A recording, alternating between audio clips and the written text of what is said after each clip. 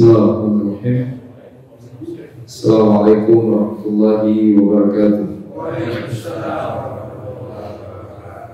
Innal hamdalillah nahmaduhu wa nasta'inuhu wa nastaghfiruhu wa nastahdiih wa na'udzu billahi min shururi anfusina wa min sayyiati a'malina. May yahdihillahu fala mudilla lahu wa may yudlil fala hadiya lahu. Asyhadu an la ilaha illallah wahdahu la syarika lahu wa asyhadu anna Muhammadan abduhu wa rasuluh sallallahu alaihi wa ala alihi wa sallam ala nabiyya ba'da amma ba'd. Khawatul iman jamaah salat maghrib dan juga insyaallah salat isya yang dimuliakan Allah Subhanahu wa taala,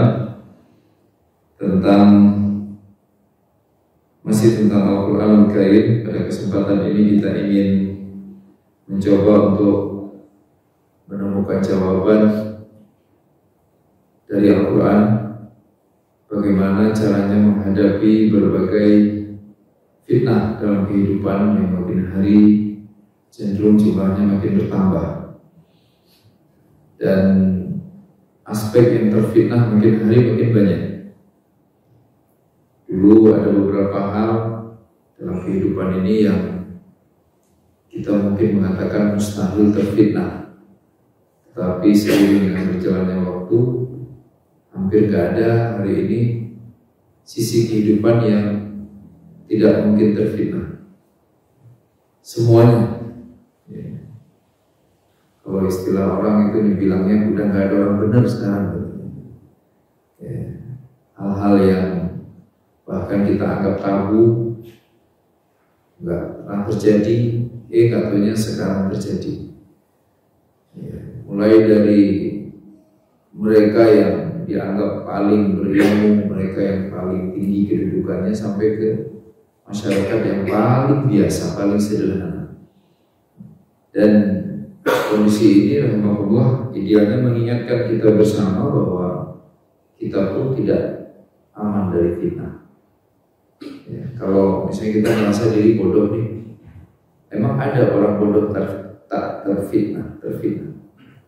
Atau sebaliknya, kita merasa pinter, emang ada orang pinter gak terfitnah? Kita merasa miskin, orang miskin terfitnah. Kita merasa kaya, orang kaya terfitnah. Kita merasa muda, anak muda terfitnah. Kita merasa tua, orang tua pun terfitnah, ya. Jadi oke lah, mungkin sebagian kita masih merasa cukup baik dalam menjalani hidup ini. Tapi jujur saja, dan kita memang harus jujur, orang dengan tipe seperti kita banyak, dengan usia serupa, kondisi serupa, asal daerah serupa, latar belakang serupa, tingkat pendidikan serupa, jenis pekerjaan serupa, kecenderungan serupa, dan mereka terfitnah. Itu artinya kita pun kemungkinan bisa terfitnah, ya. Jadi rahimakumullah, maka kenapa kemudian saya berpikir kita bahas tema ini pada kesempatan hari ini, karena masalahnya tuh orang cenderung buru-buru untuk mengatakan, nah ini udah akhir zaman, memang kita mau gimana lagi, menyerah sebelum berbuat. Dan seolah-olah di akhir zaman ini tidak ada lagi orang yang bisa selamat dari ancaman api neraka. Sehingga yang kita perhatikan terjadi di dalam masyarakat itu, yang kita amati bersama, ada kecenderungan untuk membenarkan yang salah. Alasannya emang ada orang benar, sehingga kalau ada salah dianggap lumrah. Sebaliknya juga ada kecenderungan untuk menyalahkan yang benar. Gimana sih? Mana ada lagi orang kayak gitu? Anda sejujur ini gak bakalan bisa bisnis. Anda sekonsisten ini gak bakalan bisa berhasil. Anda sebaik ini gak, Masya Allah. Dan makin hari rahimahullah, kecenderungan unik dan aneh ini makin berkembang dan mendapatkan respon positif dari masyarakat, dari berbagai kalangan umur. Yang kalau dulu mungkin yang menganggap perkara haram itu halal atau halal itu haram, mereka yang gak pernah ke masjid, mereka yang masih muda, yang hidupnya dengan syahwat. Tapi hari ini bahkan orang tua pun membenarkan kesalahan, atau minimal sekali menganggap lumrah berbuat salah. Jadi saudara kan dengan Allah SWT kita sejujurnya nggak ingin kan kalau tiba-tiba menganggap biasa aja ke neraka.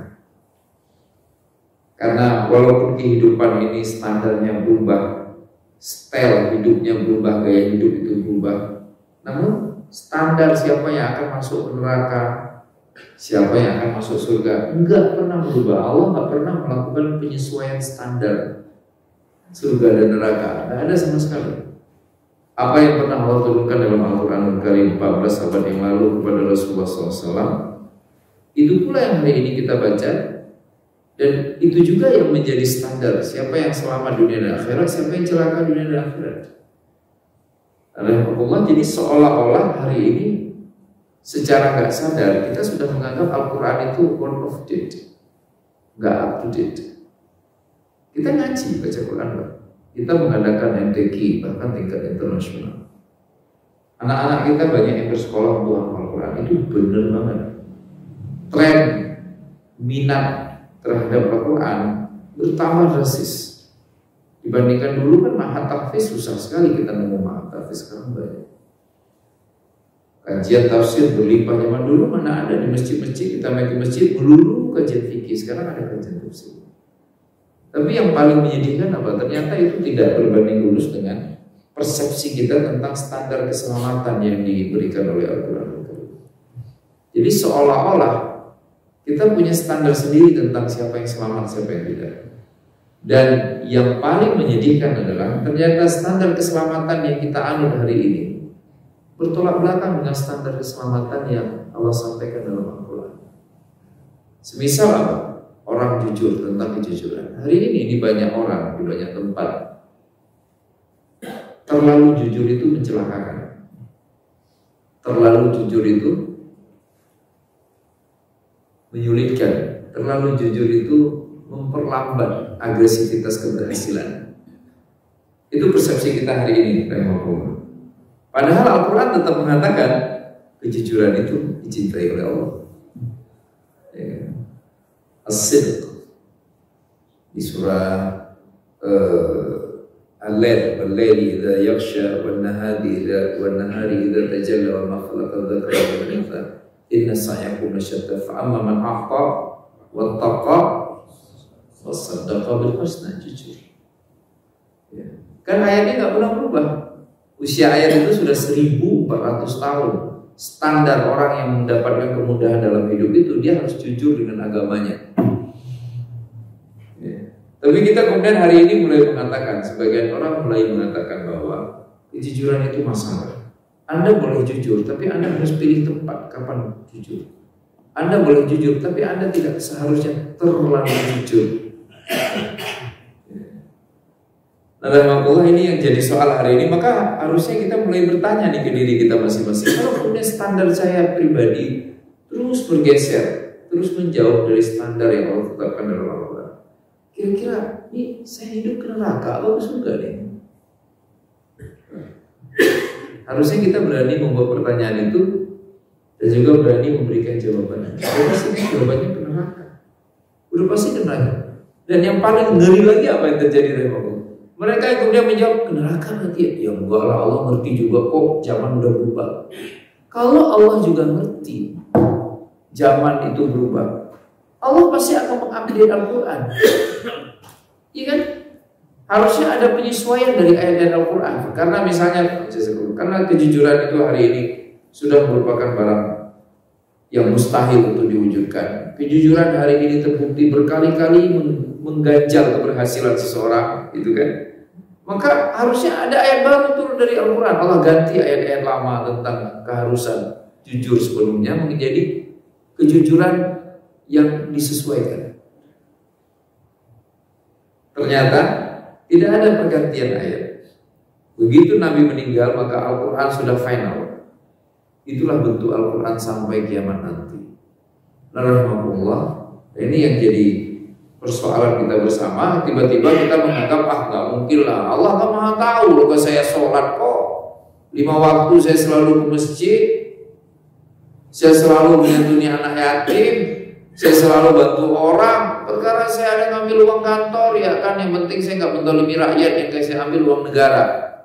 Saya nggak menzalimi rakyat yang saya ambil uang negara. Saya nggak nada-nada Bapak, saya mendengar sendiri dari mulut pejabat ucapan seperti ini berkali-kali. Gak apa-apa kan Ustaz, saya nggak ngambil uang rakyat kok Ustaz. Saya nggak kayak, mohon maaf disebutkanlah jenis aparat, model aparat yang suka ngambil uang rakyat secara langsung oleh beliau itu. Dan beliau mengatakan, kan ini saya dari negara. APBN. Saya nggak pernah merampas duit rakyat. Ya, Masya Allah. Dan beliau merasa diri beliau benar. Dan tren ini masif ini. Hari ini seperti itu yang terjadi. Mereka baik sekali sama orang. Bahkan ada orang datang berhutang, nggak balikin, beliau maafkan. Nah, beliau selalu mengatakan, saya nggak pernah mendolimi orang secara personal. Nah, ini uang negara mau APBN berlimpah gitu. Gak apa-apa lah, saya ngambil dikit juga saya gunakan buat bantu orang lain kok. Masya Allah. Ya. Dan itu terjadi hari ini terjadi. Maka kalau bapak-bapak lihat mereka yang di persidangan tersenyum ketawa bisa meluk istri, padahal korupsi triliunan, itu dia tidak pernah makan untuk dirinya sendiri, Pak. Kenapa dia begitu rileks? Karena dia merasa walaupun korupsi itu melalui tangannya, tapi dia nggak pernah menikmatinya secara keseluruhan. Dia merasa dirinya cukup baik dibandingkan orang lain yang nggak korupsi tapi nggak sedekah gitu. Emang bisa duit habis 300 triliun Pak berdua? Nggak bakalan Pak. Nggak bakalan 300 triliun habis. Itu paling banyak dia bakal, udah paling banyak itu Pak 1 T itu. Orang kedetek mau dibawa kemana coba? Beli saham, kedetek saham itu. Mau beli emas 1 triliun, banyak sekali, ketahuan rahimahullah. Sampai ada yang cerita ke saya, caranya mudah Ustaz, beli mobil box, ya kan?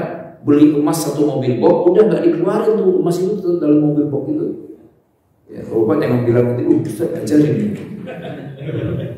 Ya, 1 mobil box nggak sampai 1 triliun Pak, beli emas itu 100 miliar 1 mobil box emasnya. Ya. Jadi rahimahumullah luar biasa, ya, luar biasa yang terjadi. Maka ya kita, karena kita ke masjid Pak, kita sholat, apapun yang terjadi kita tetap pengennya ke surga, pengennya selamat. Ya, bolehlah dunia menganggap standar kebenaran itu bergeser, tapi kita tetap ingin standar kebenaran itu sesuai yang digariskan oleh Allah Subhanahu wa Ta'ala. Maka kemudian mungkin muncul pertanyaan, ya Allah, terus gimana dong, kok kita berat sekali ya? Nah, akhirnya kita buka lagi kan, apa yang pernah dikatakan Nabi, dipesankan Nabi. Ternyata Nabi sudah memprediksikan itu semua. Sebagaimana banyak sekali prediksi Nabi itu benar dan selalu akurat. Nabi sampaikan, hari ini ada ujian, besok ujiannya makin berat, besok makin lebih berat, besok seterusnya makin berat sampai puncaknya hari kiamat. Hari ini ada fitnah, besok makin lebih banyak fitnah, besoknya lagi makin lebih banyak lagi, dan begitu seterusnya sampai hari kiamat. Nah, yang jadi soal adalah kemudian kita nih berubah nggak sih sebenarnya? Kira-kira ada perbedaan nggak Pak antara kita dengan Nabi Adam? Paling jika pun ada hanya soal postur tubuh kan? Iya. Sisanya sama kan? Nabi Adam matanya 3 Pak? Enggak, 2. Hidung lubangnya 2, telinga 2. Jauh aman Nabi Adam. Nabi Muhammad aja lah sama. Paling mungkin lebih tinggi, lebih kekar. Ya. Tapi sisanya sama semua. Sama persis. Perasaan sama, pikiran, format pikiran serupa. Ya. Yang membedakan kondisi keadaan kehidupan pada masa itu, misalnya apa yang dimakan, alat transportasi, cara berkomunikasi dan sebagainya. Sisanya kita sama. Mereka manusia, kita manusia. Nah, kita ingin gali pada kesempatan ini Bapak-bapak, apa yang sebenarnya sudah Allah anugerahkan dalam diri kita, yang itu bisa membentengi kita dari berbagai macam pengaruh yang bisa merusak diri kita. Artinya Allah sudah beri modal sebenarnya, sudah cukup kuat kita. Agar Allah baik, mana ada Allah menciptakan kita untuk membinasakan? Tidak mungkin. Ketika hari ini kita terlahir sebagai manusia di abad 21, kita bernyawa, kita bernafas, kita bisa hidup, itu berarti kita siap untuk hidup di abad ini dengan segala problematikanya tanpa terkecuali. Jenis makanan kita udah agak berbeda kan?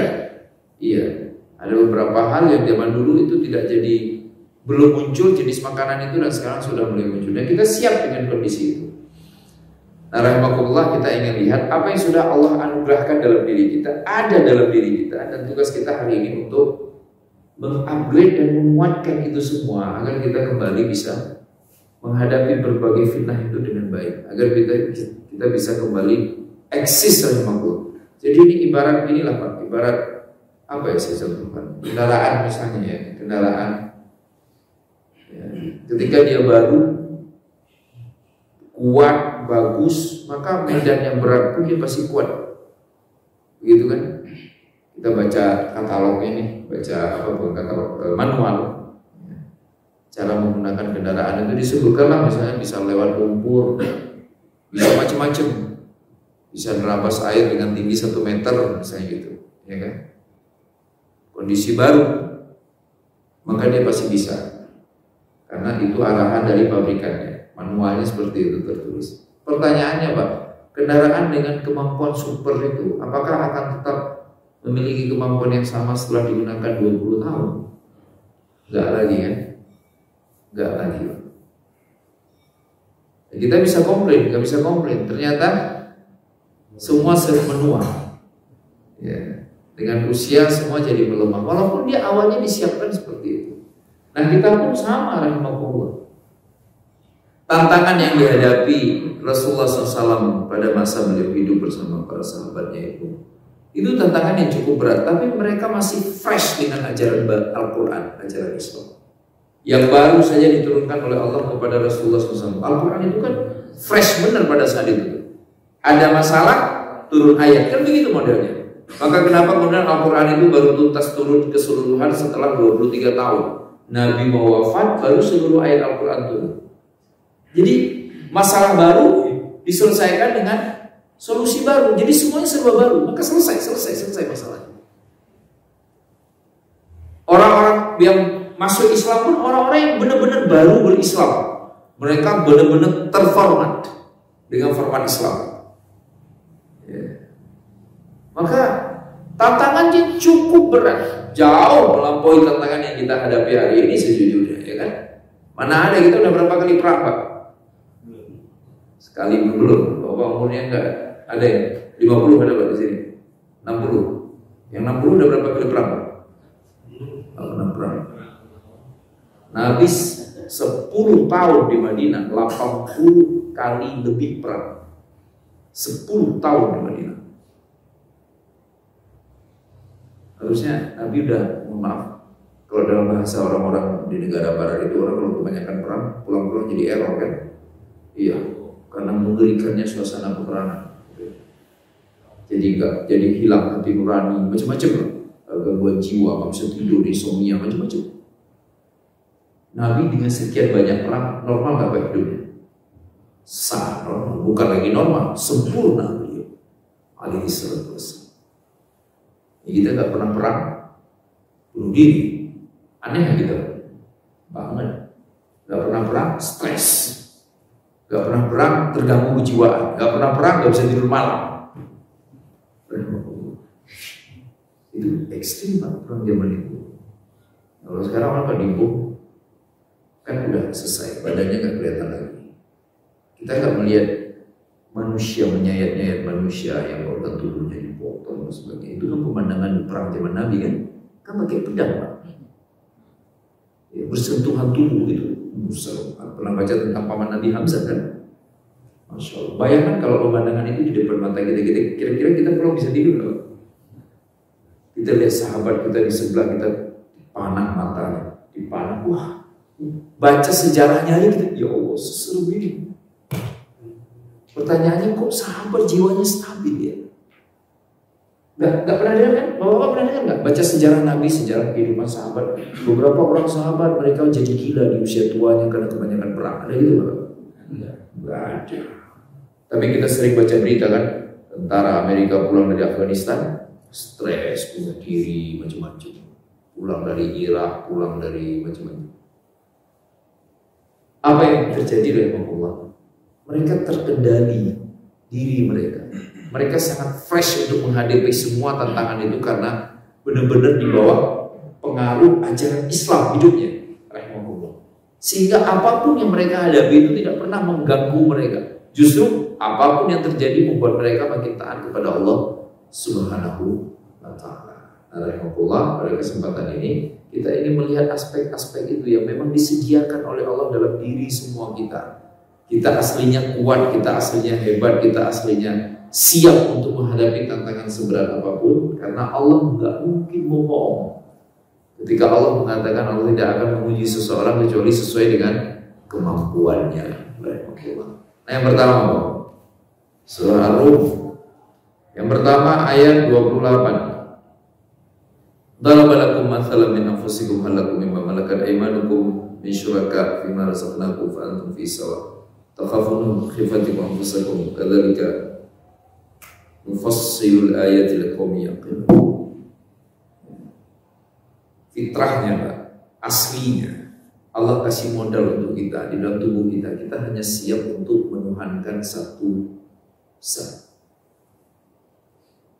Kita nggak siap, kita hancur, kita rusak, kita bisa gila, kita bisa stres seandainya kita menuhankan lebih dari satu zat. Allah sampaikan permisalannya di dalam ayat 28 surah Ar-Rum ini. Allah berikan perumpamaannya. Ada orang zaman dulu, Pak. Zaman dulu itu kan ada budak. Mana ada orang mau memperlakukan dirinya sama dengan budaknya? Nggak mungkin. Tuan yang memiliki si budak pasti akan merasa dia tidak boleh diperlakukan sama dengan budak. Padahal antara si tuan dengan budak berasal dari jenis-jenis yang sama-sama manusia. Hal ini juga terjadi kan, Pak? Ini jujur aja nih, jujur sederhana. Ini emang bisa, Pak, kita memperlakukan ketua DKM sama dengan saudara kita yang dapat amanah untuk membersihkan masjid. Gak bisa dong. Gak usah begitu. Masa disamain ketua DKM sama jamaah biasa? Ya beda lah. Kalau tiba-tiba ketua DKM ngambil mic, Assalamualaikum jamaah, semua mengerti, ketua DKM. Mana bisa tiba-tiba jamaah, Assalamualaikum jamaah, sholat yang rajin ya, besok gak bisa lah. Kalau ini jamaah biasa, kita gak terima kan, diperlakukan sama dengan sesama manusia ketika kita tahu persis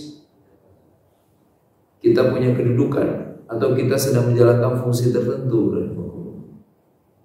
Sahih, maka kok bisa-bisanya kita menyamakan Allah dengan makhluknya? Itu, Pak, nomor satunya itu masalah kita. Kenapa hari ini kita nggak kuat menghadapi fitnah? Kenapa kita nggak eksis untuk tidak tersentuh fitnah? Jawabannya, karena kita tidak pernah tulus menuhankan hanya Allah. Kita cenderung menyamakan Allah dengan selainnya. Itu yang jadi soal. Allah berkuasa, Allah yang menciptakan, tapi kemudian ada makhluk Allah yang diciptakan yang dianggap sebagai lebih utama dari Allah. Saya kasih contoh. Gak mesti kita mengasumsikan bahwa kita sampai menyembah berhala dan sebagainya. Mudah-mudahan gak sampai terjadi lah. Tapi bukankah Allah harusnya dinomorsatukan? Ternyata kemudian dalam hidup ini tidak jarang ada hal-hal lain yang dinomorsatukan, ya kan? Misal apa? Kesempatan karir dinomorsatukan. Oke lah, ini melawan Allah, tapi kapan lagi? Terjadi kan? Kesempatan berprestasi, iya ini melawan Allah, tapi kalau ini nggak diperjuangkan, masa kita kalah dulu? Jadi Allah seringkali dikesampingkan. Ya itu yang akhirnya mengecoh kita, rahimahullah. Terfitnahlah, ya kan? Segala sesuatu yang diprioritaskan, diposisikan setara dengan Allah, pasti sesuatu itu akan berubah menjadi fitnah. Ya gimana gak enak, namanya istri, biarin aja lah. Ungkapan itu harusnya ke Allah, Pak, gak ke istri. Kita suami tugasnya membina istri, membimbing istri. Kejadian kan? Gak perlu terlalu lama Pak ketika istri terus-terusan dibiarkan melenceng dari ajaran Allah Subhanahu wa Ta'ala. Tinggal tunggu aja tanggal mainnya. Akhirnya terfitnah melalui istri. Gak tega saya. Bagaimana juga itu anak saya. Tinggal tunggu tanggal mainnya aja. Tiba-tiba anaknya OD, overdosis. Itu kejadian. Berawal dari ungkapan sederhana itu. Pokoknya saya anak itu segala-galanya. Tinggal tunggu tanggal mainnya. Ada juga pekerjaan, karir. Waduh gak bisa. Gimana lagi ini karir saya nih. Ini kesempatannya. 2 bulan habis dilantik dipanggil KPK. Jadian kan? Jadi jangan pernah berpikir syirik itu masalahnya hanya di akhirat. Itu persoalan utama gitu. Kita seringkali berpikir syirik itu nanti baru bermasalah kalau kita sampai di akhirat. Padahal di dunia itu udah masalah dulu.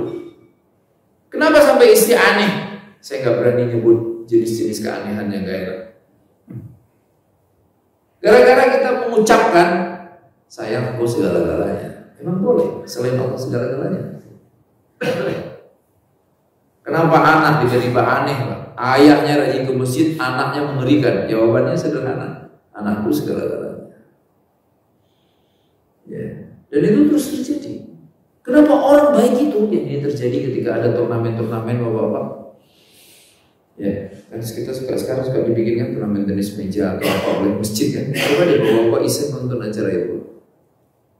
Benar-benar di luar dugaan. Ada beberapa orang yang dia menunjukkan sikap yang mengerikan sekali. Kenapa? Karena dia menjadikan afiliasi masjidnya sebagai Tuhan.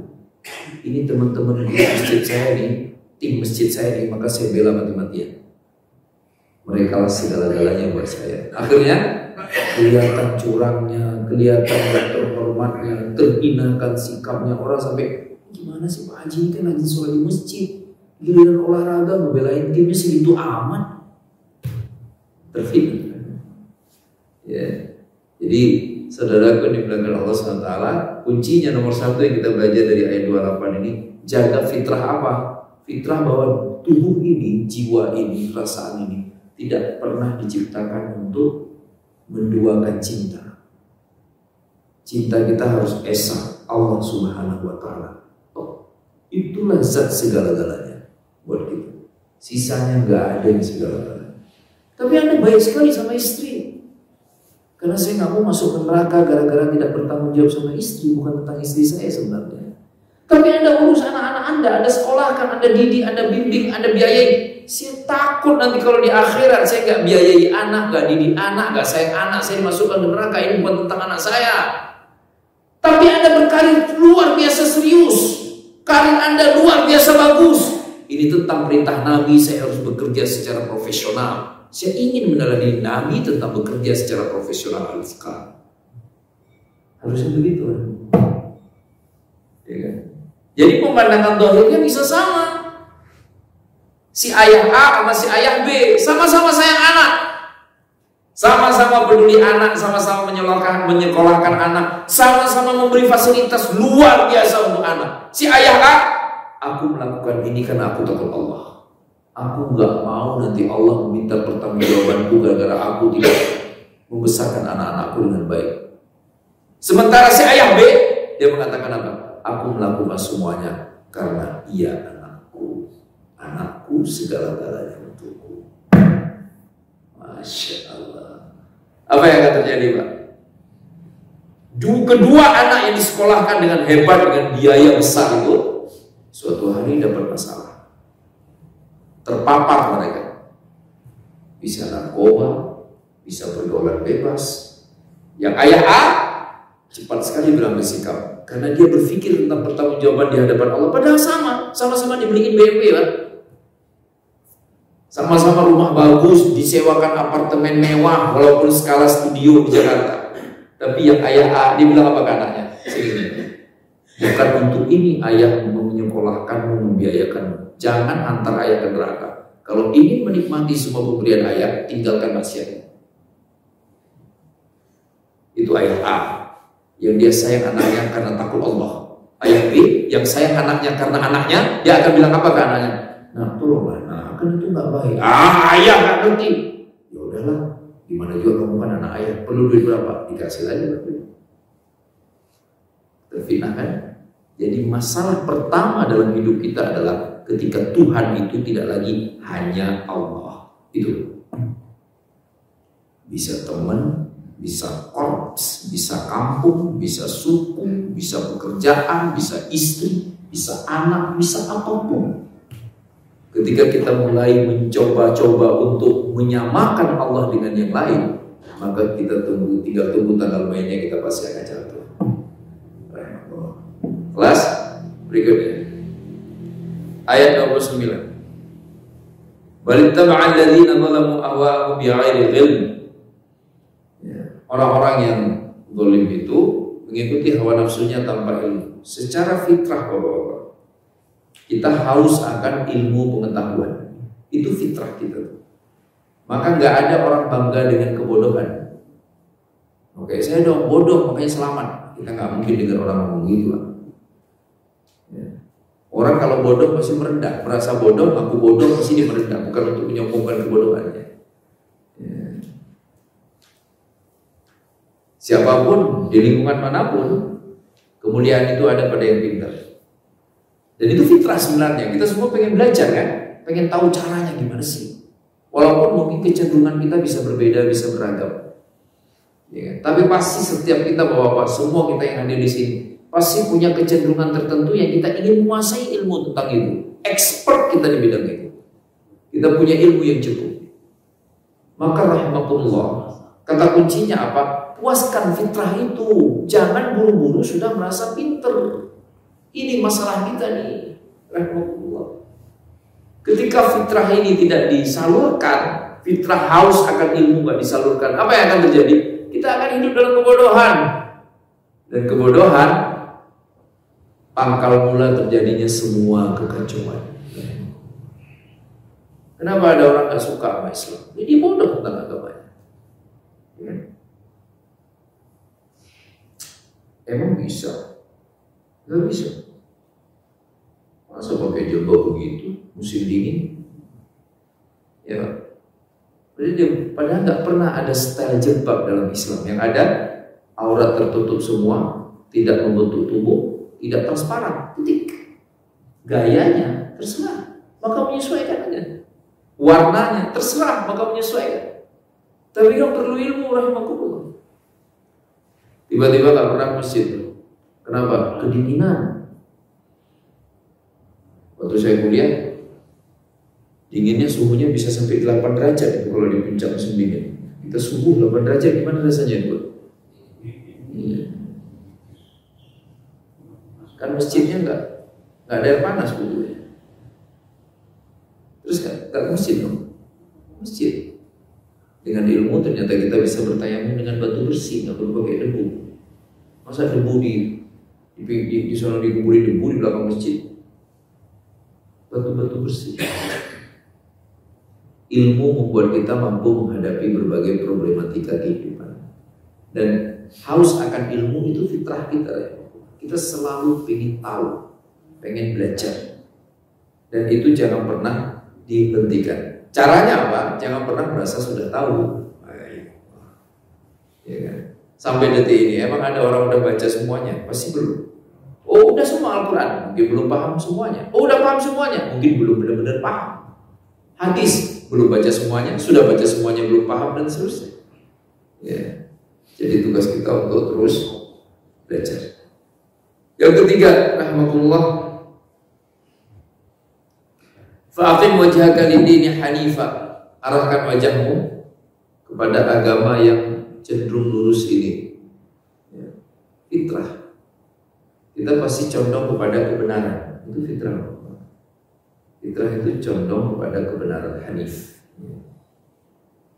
Aslinya manusia coba aja Pak. Yang paling sederhana contohnya, maling nih ya, maling. Terserah dia maling apa, berdua.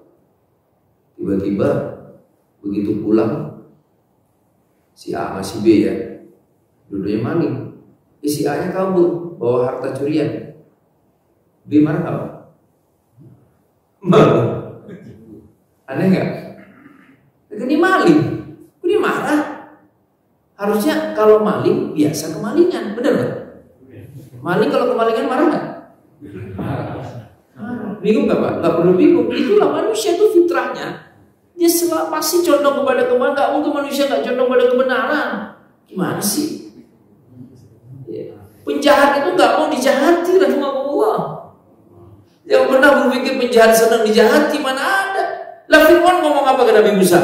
Musa, Anda ini gimana sih? Ayatnya banyak kan dalam Al-Quran. Saya yang besarkan Anda, saya yang selamatkan Anda dari sungai. Saya yang undang perempuan untuk menyusui Anda yang ternyata itu ibu Anda sendiri. Kok Anda sekarang begini ngelawan saya? Lah dia sendiri ngelawan Tuhan, dia nggak sadar. Fitrah kita Pak, kita selalu condong pada kebenaran. Maka jangan sia-siakan fitrah itu, jangan dilawan. Waduh ini nggak benar, ini nggak benar. Jangan dilawan, jangan malah katakan benar, nggak apa-apa, jangan. Kalau memang itu salah dan kita tahu persis itu salah, katakan itu salah kepada hati kita. Ya Allah, semuanya ini salah, ini nggak benar nih. Kita bisa menjawab, alhamdulillah. Kita bisa nggak lagi terlibat, itu lebih baik.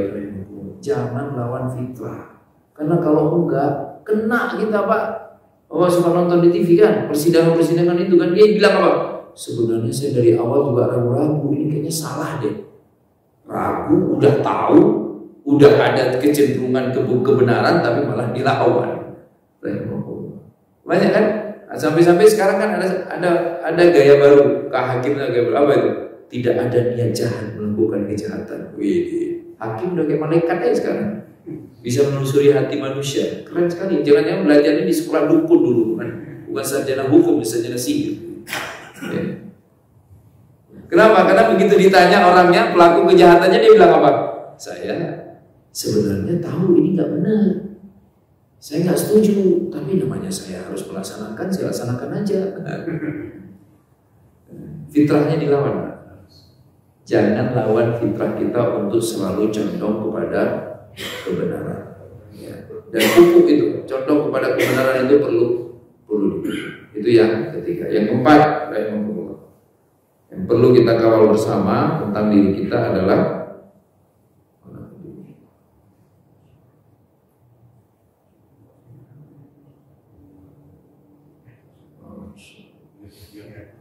ayat berapa sih sekarang? 31. Munibina ilaihi wattaqu wa aqimus shalah wa la takunu minal musyrikin. Wa aqimus shalah. Fitrah kita perlu sholat. Saya ingin sampaikan ke Bapak, feel sholat itu dengan perasaan berbeda dengan ibadah-ibadah. Bapak gini saya, Bapak pernah haji ya? Pernah tak merasa suatu hari, aduh saya pengen haji, kayaknya gak enak badan nih kalau gak haji? Enggak kan? Kita paling pengen doang. Puasa, pernah gak Bapak begitu kayak misalnya udah masuk bulan Sya'ban ya, kayak waduh ini udah harus puasa nih? Enggak juga kan? Zakat, Bapak zakat setahun sekali, misalnya zakat harta atau perdagangan. Pernah gak merasa udah kok badan gak enak ya, ini kayaknya udah 2 hari lagi harus zakat? Enggak. Tapi kita merasakan perasaan unik ketika kita sudah masuk waktu sholat, belum sholat, benar gak Pak? Yang perasaan itu gak terjadi terhadap ibadah yang lainnya. Coba aja Pak, ini misalnya nih tadi maghrib kan, bayangkan kalau jam segini kita belum isya, nyaman gak rasanya Pak? Gak nyaman. Sholat itu fitrah. Aqim wajhaka lidin wa aqimis shalah. Tegakkanlah salat. Ya. Maka jangan sampai sholat disepelekan. Ajak anak-anak kita, ajak istri kita. Sholat itu harus dinomorsatukan. Karena hanya dengan sholatlah kita dimampukan oleh Allah agar bisa mengendalikan diri untuk tetap benar. Karena sholat tanpa hal fahsya'i wal munkar. Ibadah lain nggak ada begitu. Orang baca Quran dia nggak mungkin tiba-tiba karena dia misalnya biasa baca Quran jam 7 pagi, besok jam 7 pagi dia belum baca, ya feelnya biasa aja. Paling di hari itu dia mengatakan saya pengen baca Quran. Tapi perasaan sholat itu luar biasa.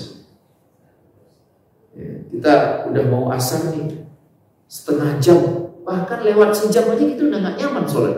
Harusnya zuhur sekarang jam berapa? Jam 12 lewat. Jam 1 kita belum sholat zuhur. Waduh, itu gak enak rasanya.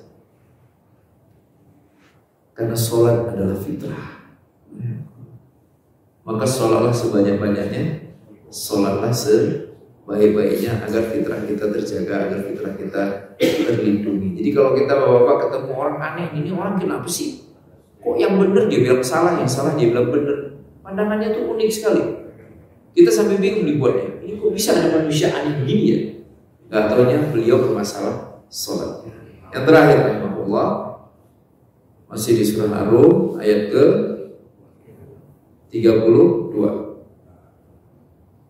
Minal ladzina farraqu dinahum wa kanu syi'an kullu hizbin bima ladayhim farihun. Ya, setiap orang itu punya keinginan untuk berafiliasi dengan orang lain, bentuk kelompok. Nah, yang berkelompok atau berjamaah itu harusnya positif, tapi tidak cara mereka berbahagia karena ada kelompoknya. Ya, harusnya kelompok itu jadi wadah untuk berbuat. Berjamaah itu jadi wadah untuk beramal, bukan wadah untuk membanggakan diri.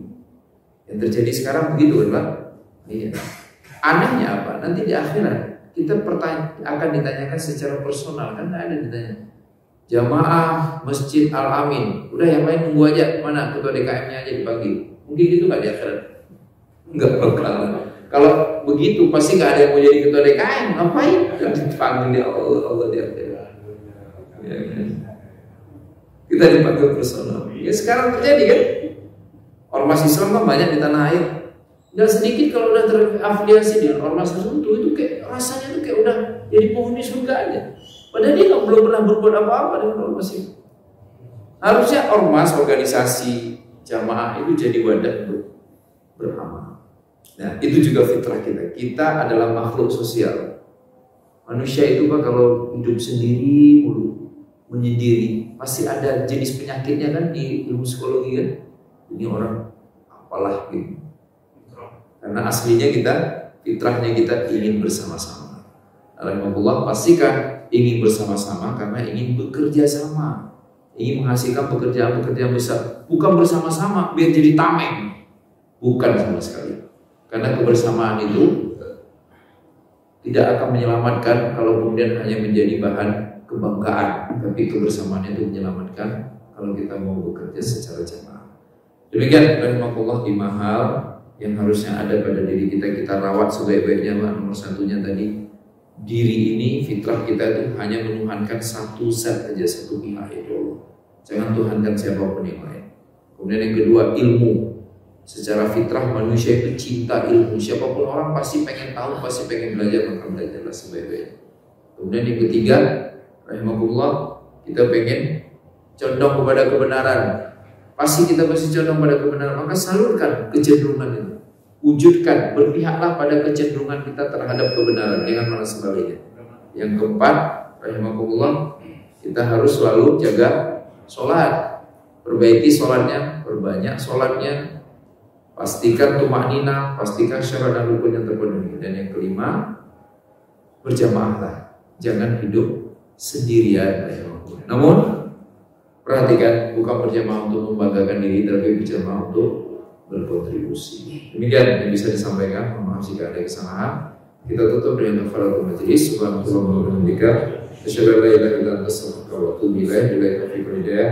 Assalamualaikum warahmatullahi wabarakatuh.